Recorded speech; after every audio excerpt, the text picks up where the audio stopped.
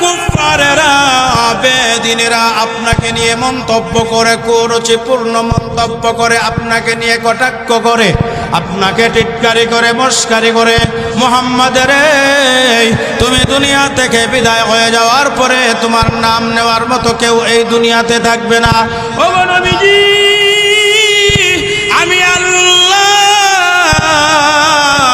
কুদরতি ভাবে আজানের ভেতরে আপনার নাম ঢুকাইয়া দিয়েছি। আমি আল্লাহ ইকামতের ভেতরে আপনার নাম ঢুকাইয়া দিয়েছি। আমি আল্লাহ নামাজের ভিতরে দুরূদ শরীফ, ওই দুরূদ শরীফের ভিতরে আপনার নামের আলোচনা আছে। ওগো নবীজি, একটা মুমিন মুসলমান যতদিন পর্যন্ত এই পৃথিবীর মধ্যে জীবিত থাকে ততদিন পর্যন্ত আমি আল্লাহর হুকুমটাকে আপনি নবীর তরিকা অনুযায়ী পালন করতে হবে। আপনি নবীর তরিকা যেই কাজের মধ্যে নাই ওই কাজ আমি আল্লাহর কাছে গ্রহণযোগ্য হবে না। নামাজ পড়বে মুসলমানেরা, আপনি নবীর তরিকা অনুযায়ী নামাজ পড়তে হবে। রমজানের রোজা রাখবে মুসলমানেরা, আপনি নবীর তরিকা অনুযায়ী রোজা রাখতে হবে। হজ করতে যাবে মুমিন মুসলমানেরা, আপনি নবীর তরিকা অনুযায়ী হজ করতে হবে। যাকাত দেবে মুমিন মুসলমানেরা, আপনি নবীর তরিকা অনুযায়ী যাকাত দিতে হবে। মুমিন মুসলমানেরা ছেলে মেয়েদেরকে বিয়ে শাদী দেবে, বিয়ে শাদী করাইবে, ওইখানেও আপনি নবীর তরিকা অনুকরণ করতে হবে। এ ভাই মুমিন মুসলমান, একটা মুমিন মুসলমানের জিন্দেগির সমস্ত কাজগুলা ওই একমাত্র বিশ্ব নবীর তরিকা অনুযায়ী করতে হয়। হয় কিনা জোরে গণ, আরো জোরে গণ।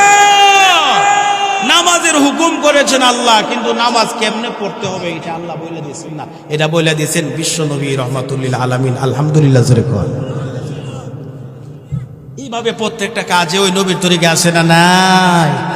এ ভাই, দুনিয়ার মধ্যে যতদিন অবস্থান করব ততদিন পর্যন্ত বিশ্ব নবীর তরিকা অনুযায়ী চলতে হবে, বিশ্ব নবীর পথ আর মত অনুযায়ী চলতে হবে। যেই দিন থেকে দুনিয়া থেকে বিদায় হয়ে যাব ওই দিনও পর্যন্ত নবীর তরিকা অনুযায়ী ওই চলতে হয়। এ ভাই মুসলমান, একটা মুসলমান যখন মৃত্যুবরণ করে ওই মুসলমানটাকে কার তরিকায় গোসল দেয়? নবীর তরিকায়। কার তরিকায় জোরে গান? মুসলমানের মৃত্যুর পরে গোসলের কাজ শেষ হয়ে যাওয়ার পরে কাফনের কাপড় পরায় দেওয়া হয়। কার তরিকায় জোরে গান? কাফনের কাপড় পরে দেওয়ার পরে জানাজা নামাজ দিতে হয়। জানাজা দেওয়া হয় নবীর তরিকায়।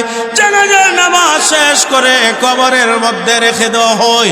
ওই কবরের মধ্যেও নবীর তরিকা অনুযায়ী ওই রাখতে হবে।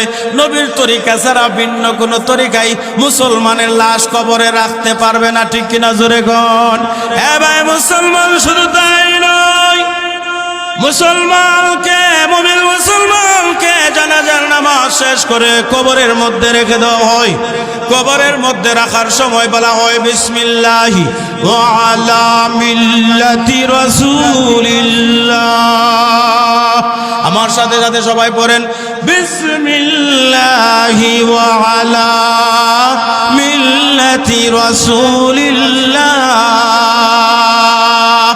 ভাই, আমরা কিন্তু বলে আসতেছি আমার আপনজনের লাশকে কবরের মধ্যে আমি রাখতেছি মিল্লাতে রাসূল, বিশ্বনবী মুহাম্মদুর রাসূলুল্লাহর মিল্লাত তথা ওনার তরিকার উপরে, ওনার তরিকা অনুযায়ী কবরের মধ্যে রাখতেছি।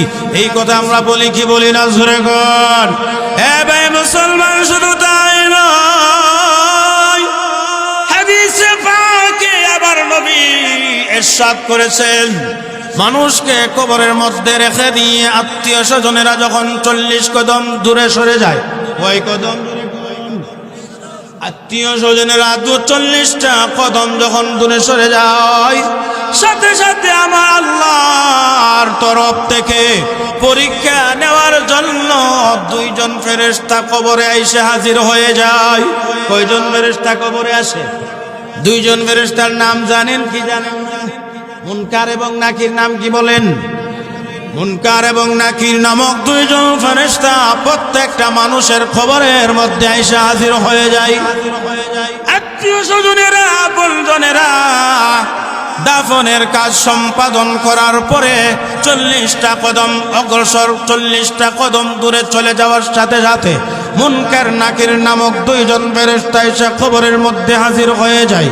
হাদিস শরীফে আসছে ওই মৃত লাশকে অর্ধ শোয়া অবস্থায় বসাই, কবরের নিচের অংশটা জমিনের মধ্যে বিছানো থাকে, নিচের অংশটা জমিনের মধ্যে বিছানো থাকে, আর উপরের অংশটাকে কুদরতিভাবে আল্লাহ তাআলার ওই ফেরেশতা মুনকার নাকির বসাইয়া দেয়। মুনকার নাকির এই দুইজন ফেরেশতা কবরের মধ্যে আইসা মানুষকে প্রশ্ন করে মোট তিনটা। কয়টা প্রশ্ন করে জোরে কোন?